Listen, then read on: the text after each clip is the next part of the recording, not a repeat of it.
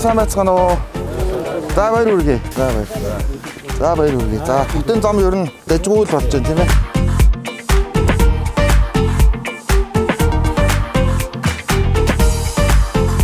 Энэ зөвхөн нэгдүгээр үе шатна. Хоёрдугаар үе шатна болохоор энэ хоошоогоо нэгдүгээр хорооллын өргөн зам руу буун. Энэ урагшаага болохоор нисхийн хурдны зам руу очдөг юм.